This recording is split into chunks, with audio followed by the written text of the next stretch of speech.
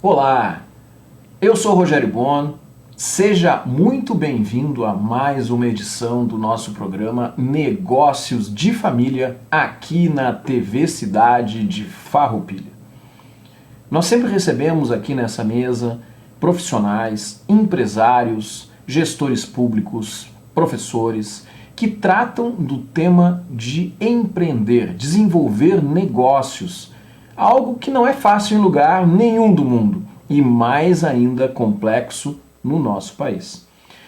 Hoje nós estamos recebendo uma convidada muito especial, a Janine Basso, que está aqui conosco e que é uma consultora ligada ao agronegócio, uma área tão importante dentro da economia em qualquer lugar, mas ainda mais no nosso estado. Não é verdade, Janine? Seja muito bem-vinda aqui ao Negócio de Família. É verdade.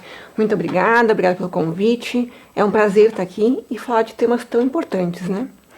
E sim, então a gente está no nosso estado, nosso país, nosso estado, a região aqui é muito importante o agro, né? Em suas várias cadeias produtivas. E aqui a gente tem muitas culturas coordenadas por famílias, muitas propriedades rurais familiares, que é uma outra coisa também muito importante. Mas antes da gente entrar nesse tema, vou pedir para tu contar um pouquinho da tua história para as pessoas te conhecerem um pouco mais. Claro. Então, sou natural de Vacaria, pertinho aqui, né, nos campos de cima da serra. Vim aqui para a Serra, para Caxias, em 2006, para ficar 4, 5 anos, né? Hoje fazem 18. Tenho até um filho caxiense já. Olha só. Então tenho um carinho muito grande aqui pela região, né? Minha formação é administração de empresas, mas eu sempre trabalhei no agronegócio, ligado ao agro. Então especializei em gestão estratégica do agronegócio e aí fui pontuando algumas experiências também com projetos, mas sempre nas cadeias de fruticultura, vitivinicultura, apicultura. Então muito presente aqui. Pois é, Janine, então eu quero começar comentando um fato que tu tens uma passagem, né, uma atuação importante dentro do SEBRAE. O SEBRAE é uma organização que atua com um olhar para o pequeno, seja o pequeno comerciante, o pequeno industrial, mas também para o pequeno produtor. Como é que funcionou essa tua passagem no SEBRAE e o que tu desenvolveste lá? Então, no SEBRAE eu trabalhei de 2006 a 2011 internamente, né, como funcionária, na parte de gestão de projetos de agronegócio. E é bem isso, eu tenho uma admiração muito grande pelo SEBRAE. Hoje a gente presta serviço para o SEBRAE também como empresa, né, e era nesse sentido, de desenvolver as cadeias produtivas, né. Então, trabalhar a gestão, a tecnificação com o produtor rural, para que ele passe a se enxergar como uma empresa, que não é tão comum, né? Então, quando a gente fala da nossa região, que é a agricultura familiar, é o pai, a mãe, o nono, a nona, os filhos, né? Então, daí a entender que não é só o sustento que é uma empresa, então tem algumas etapas aí. Então, o SEBRAE foi uma grande escola, foi muito bom trabalhar, então foram aí alguns anos nessa parte de gestão, e isso me deu bagagem para poder, então, entrar em empresa de consultoria e trabalhar com consultoria. Hoje o SEBRAE é um grande parceiro, a gente presta serviço para o SEBRAE, para o Senar também, né? Então, continuamos, de uma certa forma, um pouco ligados, assim, sempre tentando acompanhar, porque é uma entidade que trabalha muito e muito em prol disso, né? Do pequeno. E além disso, tu também tiveste uma passagem por uma organização muito significativa, acho que, claro que para o Brasil inteiro, mas sem dúvida para a nossa região, Rio Grande do Sul em especial, para a região da Serra, que é o Ibravin, né, que colaborou muito fortemente com os produtores de vinho e as indústrias vinícolas. Né? Como é que foi isso? Olha, também foi fantástico, né? Foi de 2013 aí até 2019, até o encerramento das atividades, né? Depois também, hoje o Concebit segue as ações, né, na região, então fizemos algumas coisas com o Concebit, mas no Ibravin, então, foi possível trabalhar em várias frentes, e as principais, acho que bem significativas, foi essa parte de boas práticas agrícolas. Eu coordenei de 2014 a 2019 essa gestão desse programa, conhecido aqui na região, que é o PASUVA. Então tem muita gente daqui que já fez, que já foi capacitado, né? Que é um programa de boas práticas para a uva, que é entregue para a vinícola, para a indústria de suco. Então é uva para processar, né? Então foi um período muito bom de montar o programa, estruturar, colocar para rodar, trabalhar parcerias. E aí entrou SEBRAE, Senar, né? Então muito forte. E realmente, como foi um período extenso, a gente conseguiu ver mudança. Porque programa de educação, de qualificação, ele tem várias aí nuances, né? Uma delas é continuidade. Então, não se faz mudança em educação, em cultura, com um ano. Ela tem que ser sedimentada. E a gente vai melhorando também, né? A cada ano você vai aprendendo, vai ajustando, vai melhorando. O corpo de consultores foi se qualificando com o tempo, né? Então, no total, e isso é um grande orgulho, né? Foram mais de 1.000 produtores aí qualificados nesse período aí de trabalho com o Embravinho, né? Além de outros trabalhos. O vinho colonial, então trabalhamos na parte aí da cartilha, estruturação da cartilha para o vinho colonial. Já existia lei e faltava, então, um manual disso. Hoje com a Emater, né? A Emater toca isso. Então, e entre trabalho com as vinícolas, então foi um período muito rico aí de desenvolvimento. Só para te comentar, tu falaste em vinho colonial, eu sou um apreciador muito grande do vinho colonial. Claro que diferentes tipos de vinho, mas o vinho colonial ele tem algo especial que eu gosto muito, né? E tem muitas histórias bonitas em torno do vinho colonial, né? Tem. E essa lei do vinho colonial, ela veio para isso, né? Quando foi concebida, a gente tem ainda alguns ajustes aí, mas quando foi concebida, foi nessa ideia, né? De poder fazer com que o pequeno, que produz ali a sua escala, o vinho para vender na feira, então que é uma escala menor, que ele pudesse ter uma formalização sem abrir mão da questão de segurança, de qualidade, né, de segurança alimentar, do alimento, né, de higiene, sem abrir mão disso, mas um pouco mais simplificado. Então, e faz todo sentido aqui para nossa região, né? E aí, em determinado momento, tu começaste o teu negócio. Isso. Como é que foi essa transição de tu prestar serviços para organizações e de repente tu assumir, bom, agora eu tenho a minha empresa? Como tu comentaste, né, não é fácil em lugar nenhum, ainda mais aqui no nosso país, né? Então, eu também trabalho com consultoria para algumas pequenas empresas, né, eventualmente, e é isso, é uma batalha diária, né? Não importa, muda o segmento, né? A indústria, é agro, é serviço, mas a batalha é diária, né? Então, assim, realmente requer um esforço. A pessoa, para ser empresária, empreendedora, ela tem que estar ciente que vai requerer um esforço, porque não é mais você desenvolver algo dentro de uma organização, né? É você ter que prospectar o cliente, é atender, é gerenciar a equipe. E então foi um caminho e é um caminho, é uma construção sempre, né? Mas assim, bem gratificante. Então, em 2011, eu entrei numa empresa de consultoria que já existia, né? E a gente foi mudando com o tempo esse formato. Aí em 2017 entrou um novo sócio, que era um amigo, engenheiro agrônomo. O ano passado uma nova sócia também, engenheira agrônoma. Então a gente foi moldando, né? Testando os trabalhos, as metodologias, ajustando o foco, né? E hoje temos aí uma equipe de 10 pessoas ao total, né? De colaboradores e também eventuais, que trabalham com áreas específicas, né? Então hoje é uma equipe um pouco maior. Atendemos hoje mais que o Rio Grande do Sul, né? Então a gente vem não sem dificuldade, né? Claro. Mas numa crescente aí. Também temos área de software. Então, nesse meio tempo aí de serviços, né? Então, a gente viu uma questão que é tecnologia também, né? Então, o nosso agro, o mundo está mudando e mudando rápido, né? E a gente tem que ter tecnologia também, né? Então, a gente vê essa oportunidade de ter caderno de campo digital. Lá em 2017, hoje já é mais comum, enfim, tem várias empresas, né? Mas lá em 2016, 2017 não era tão comum. Existiam sim algumas empresas no Brasil, né? Mas não era tão simples. Então, aí montamos a ferramenta. Hoje são 2 empresas, né? Então, uma só de tecnologia, com parceiros de tecnologia, né? Então, também focadas nisso, que é essa parte, caderno de campo, rastreabilidade, gestão rural, poder gerar indicadores, gerar números, olhar isso melhor, né?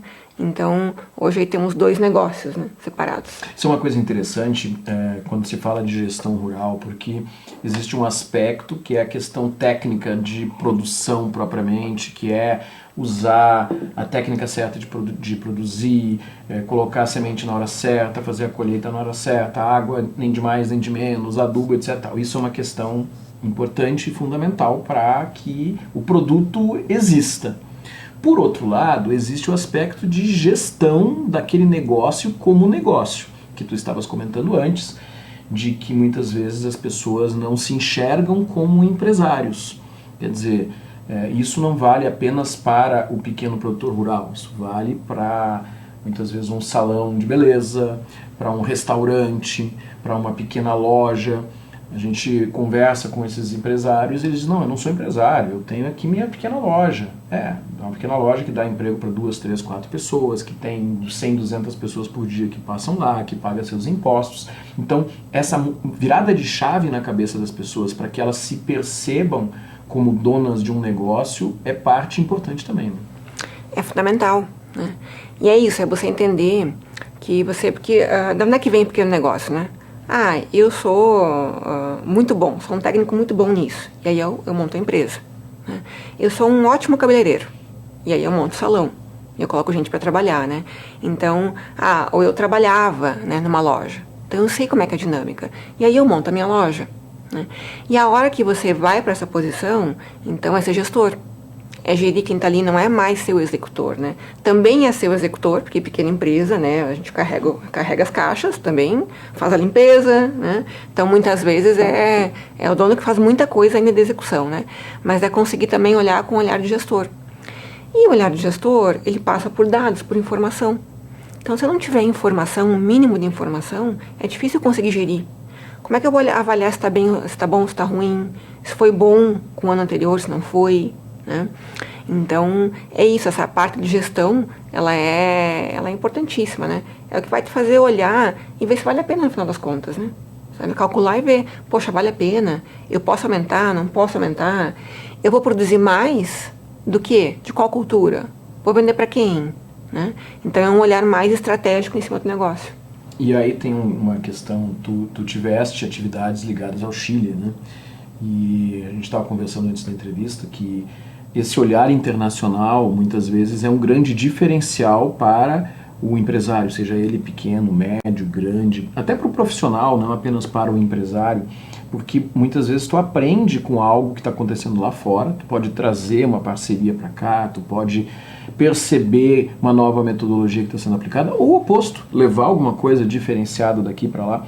Isso ainda é pouco vivido nos nossos negócios aqui no Brasil, né? Eu diria que assim, não é nem só fora do país, né? Mas a viagem de benchmarking, a gente faz algumas às vezes, né? A gente vai explorar um pouquinho mais isso agora, né? Mas a viagem de benchmarking pode ser de um segmento para o outro. Né? Eu planto uva aqui. Tá, então eu vou lá conhecer como é que eles plantam maçã lá em tal região. Ou como é que plantam uva lá em Santa Catarina. Né? Como é que é a dinâmica de mercado. Ou então, poxa, deixa eu conhecer como é que é o algodão lá no Mato Grosso. Né? Como é que funciona. O café, né? Então o Brasil é muito rico e muito grande em culturas, né? E aí, vamos lá, é cacau, é mamão, pega o Nordeste com frutas, né? Então quando a gente olha um pouco mais de agro, muitas vezes eu conhecer uma outra região com uma outra dinâmica pode me dar ideias. Ou daqui a pouco reforçar que eu faço a coisa certa.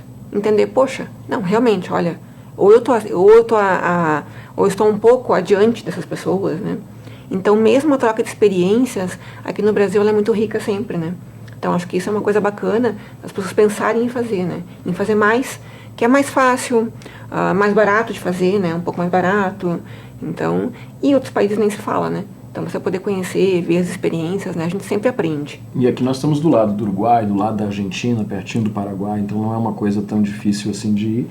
E muitas vezes existem até missões que vão para feiras ligadas à agricultura, à alimentação, em países que têm entidades que subsidiam, então não é um objetivo inalcançável. Não, não é não, sabe? Dá para fazer, acho que é uma coisa que dá para colocar no horizonte ali e fazer sim. Pois é.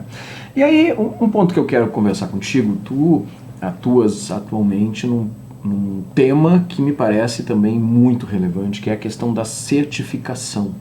Eu queria te pedir primeiro para tu explicar um pouco o que é isso nessa conexão com o agronegócio, o que é a certificação, para que ela serve, que diferencial isso pode trazer e como é que tu efetivamente executa isso, né?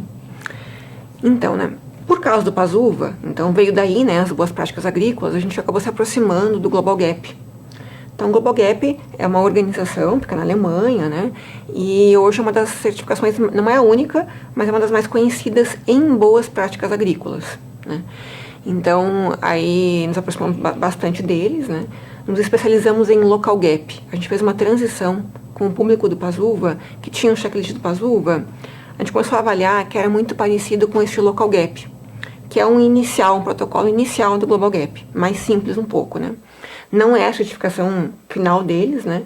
Então, mas tem toda uma sistemática de carta de conformidade, tem auditoria, né? É como se fosse, vamos lá, um ensino fundamental e o médio. Né? Então, é uma escada ali para certificação. E aí nós entramos, desde 2020, a estudar e a implantar, né, nessa transição toda com o Pazuva. Tivemos um grande sucesso ano passado. Né? Então, dos 1.000 já qualificados, a gente requalificou 500.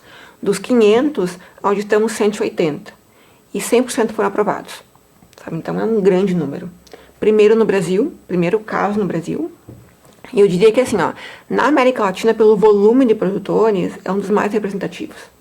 A gente vai ter case parecido na Índia. Tá? Então, e aí que a gente foi descobrir esse mundo melhor, né, se aproximar bem com certificações. Pois é, uma questão, eu sou um produtor, eu escuto falar de certificações, mas o que isso muda na minha vida de produtor? Que tipo de oportunidade isso pode me trazer? Quanto mais qualificado for o mercado que você vende, então quanto mais qualificado é o teu comprador, se o teu comprador, ele pode estar no Brasil, mas se ele vende para uma empresa que é multinacional, ele vai ter exigências em toda a cadeia dele. Em comprar, se eu vendo a minha uva, tá, para alguém que processa ela e vende o mosto ou o suco para uma multinacional, uma Coca-Cola, Unilever, essas empresas têm uma exigência em cima. Então, geralmente, isso vem sendo cada vez mais forte, né? Elas querem olhar a cadeia produtiva, para ver se toda a cadeia está respeitando legislação, práticas é muito em cima assim, ó, boas práticas quanto ao meio ambiente, é eu garantir que o que eu faço não contamina o meio ambiente, é garantir que o que eu faço não contamina as pessoas, seja o dono do negócio, seja o trabalhador, né, e também o produto. Sabe? Então, em cima disso, é que você respeita essas coisas básicas, né. Então, quanto melhor for o mercado, mais qualificado, mais ele vai exigir. Sabe? Então, é nessa linha. Depende muito de para quem eu vendo, né? Conforme para quem eu vendo vai ser a exigência.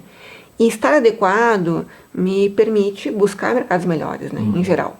Então, é um pouco disso. E a gente falava lá em 2014, lá, quando iniciou, né, que era caminho sem volta.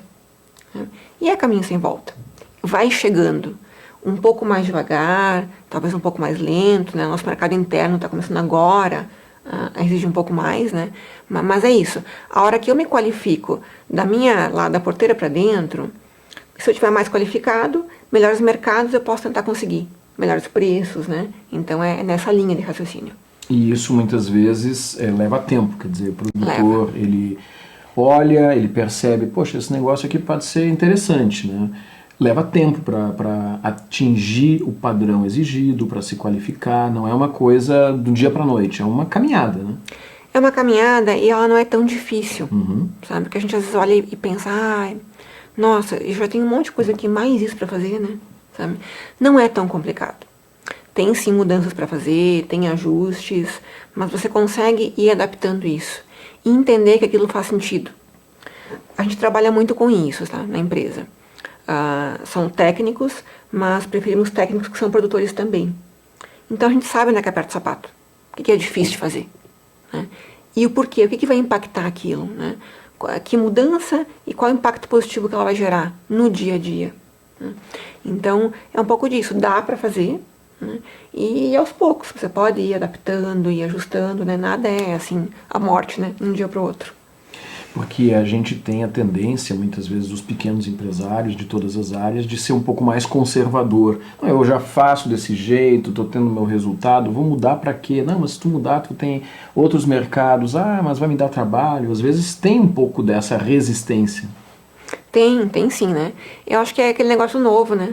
Eu já olho e já acho que é ruim, né? Antes de olhar mesmo se é ruim, né? Ou se é tão difícil assim. Vou dar um exemplo, né? Quando a gente começou com o Pazuva ali, uma das questões era o depósito agrotóxico, chamada casinha, popularmente casinha, né? Então, ninguém tinha casinha, tinha que construir a casinha. Sabe? É o fim do mundo. É o fim do mundo. E aí veio todo um trabalho, tem até uma publicação disso. Hoje ela é usada como modelo pelo governo do estado, né? Tem uma norma que o governo segue. E assim, sim, tem que ter. É lei, tá lá, tem que guardar. Não pode ir lá ficar junto com as bananas, o agrotóxico. Junto com o salame, né? Não dá, tem que ter um local específico, né? Mas assim, quem fez gostou muito, porque organizou, ficou bem feito. Então, é uma mudança que gera um impacto, gerou incômodo, né? Poxa, eu vou ter que investir um pouco. Nem sempre é investir, porque tem muita solução, né? Então, é pouca coisa. Pode ser um armário lá no canto do galpão, né? Então, a norma permite adequações, né? E o pessoal, a gente é criativo, né? Um freezer velho resolve, a gente adapta ele, então resolve, né? Então não é só investimento, né? Mas enfim, qualquer mudança causa esse impacto negativo, né? De pensar, poxa, vou ter que gastar, né? Vou ter que fazer. E aí depois você vai vendo que é bom, que isso melhorou a sua vida, né? Então organizou as coisas, ajudou na rotina. Então esse é um exemplo bem prático, assim, que dá pra perguntar para quem já fez. E o que eu acho importante também comentar, gente, assim, e aquele produtor que quer começar por essa caminhada, como é que funciona isso? Como é que ele te encontra? Como é que é esse caminho? Olha, em geral, o produtor ele tem quem compra a fruta dele, né? Uhum. Então, geralmente, quem compra é a pessoa que está mais preocupada, né, em adequar. Porque para quem compra a fruta, ela não pode chegar lá com resíduo, ela não pode chegar com problema, né? Então, é bacana que ele converse com quem compra a fruta dele, ou pode também nos encontrar em rede social, né, Agrodetec, então a gente está sempre disponível, WhatsApp, telefone. Os órgãos de fomento, então o Sebrae é um grande fomentador, pode ir até o Sebrae, então eles também têm capacitação, então tem mais de uma forma de você começar a se qualificar, né? Quando a gente olha para o cenário do Brasil, o Rio Grande do Sul sempre foi uma grande potência nesse agronegócio e, claro, a gente tem as novas fronteiras agrícolas, aí o Centro-Oeste e tudo, mas a gente está em que patamar com relação aos outros estados nessa questão de certificação, nessa questão desse olhar de construção de um futuro mais ligado a regras, a normas, a concorrência? Olha, acho que estamos todos no mesmo barco, viu? Muda o quê? Muda a cultura, como eu comentei, né? Muda a cultura e o mercado que você vende. Então, quem exporta para a Europa está um passo à frente porque tem uma série de regras para cumprir. Já tem aquela exigência, se não cumprir, não vai ter aquele cliente. Exatamente. Então é isso, o mercado impõe muitas vezes, né? Então a gente tem, eu não diria estados, né? Mas mercados. Então, para quem eu vendo, o que está me exigindo, né? E o Brasil, como, vamos pensar em agricultura familiar, acho que estamos nesse barco de começar a fazer as coisas, né? A gente vê, somos modelo hoje, tá? A gente tem várias visitas técnicas que vêm de fora para conhecer a uva aqui, para ver as boas práticas na uva, como é que a gente fez, né? Então, como cadeia organizada, eu acho que esse passo que veio da união de várias empresas, né? São cooperativas, empresas querendo a mesma coisa. Então, acho que esse foi um passo bem bacana e hoje a gente dá para dizer sim, sabe? Que como cadeia, ela pode ser uma inspiração para outras cadeias. Não que não tenham boas práticas ou que não estejam totalmente organizadas, né? Mas é uma inspiração, sim, de organização. E uma vez que essas empresas, esses pequenos produtores ou médios produtores começam a se inserir nessa caminhada de desenvolvimento, uma coisa leva a outra, né? Porque aí obtém uma certificação, abre um mercado, daqui a pouco é exigido uma outra certificação, e isso vai tornando cada vez mais competitivo.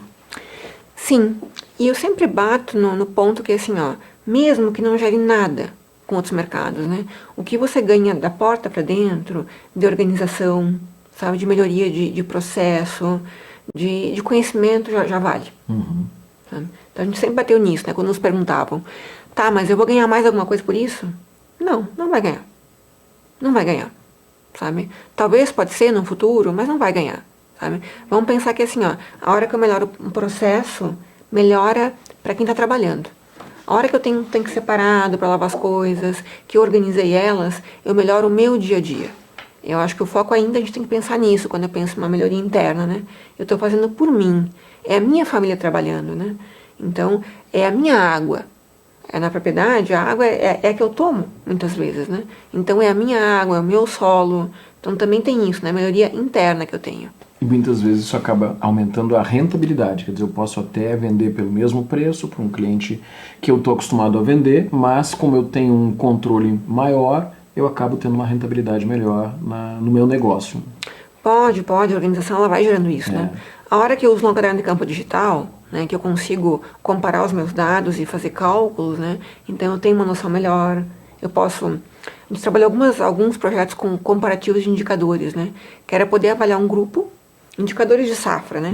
Quanto um grupo similar, mesma região, mais ou menos micro-região, mesmas variedades, né? Mesmos compradores, e poder avaliar isso, né? Custo por hectare de um e de outro, e aí dá para ver que tinha bastante discrepância, né? Então, portar de melhorias para uns em custos, sabe? Então é isso, a hora que eu melhoro toda a minha ciência, eu posso sim ter maior rentabilidade. Janine Basso, nós estamos chegando aqui ao final do nosso tempo de entrevista. Quero te agradecer muito por ter vindo aqui na TV Cidade Farroupilha para a gente conversar. Eu vou pedir para tu deixar uma mensagem aí para quem está nos assistindo. Eu acho que a mensagem é o seguinte, é isso, a melhoria ela tem que ser contínua, né? Então a gente não tem muita escapatória. A gente precisa melhorar, avaliar, entender que as coisas estão evoluindo. A gente está passando aí por uma crise de aquecimento, né? Então o aquecimento global é uma realidade. Está aí as nossas enchentes, né? Então a gente está sofrendo com isso. O que vai acontecer? Nos próximos anos eu realmente tenho a esperança que muita coisa venha para nos ajudar a produzir melhor, para a gente conseguir reduzir esse déficit de carbono, né? Então muita coisa vai vir de tecnologia, de boas práticas, e eu acho que sim, as boas práticas podem ajudar muito nisso, né? Então é um passo assim, ó, sim, é para ganhar mais? Claro, a gente sempre quer ganhar mais, né? Eu quero ter maior rentabilidade e tudo, mas ainda também é um passo para que a gente consiga ter uma propriedade melhor, né? Então conseguir trabalhar melhor com as questões de recursos naturais. Então eu acho que isso só tem como agregar pra gente. Muito obrigado. Eu que agradeço. Você sabe, todas as segundas-feiras, às 19 horas, nós estamos juntos aqui na TV Cidade Farroupilha, conversando sobre negócios nas suas mais diferentes áreas. Hoje falamos do agronegócio. Quem sabe, na próxima semana você pode ser o entrevistado, falando para nós um pouco da sua experiência, do seu negócio, das suas dificuldades e das suas superações. Nos vemos na próxima segunda-feira. Até lá. Tchau, tchau.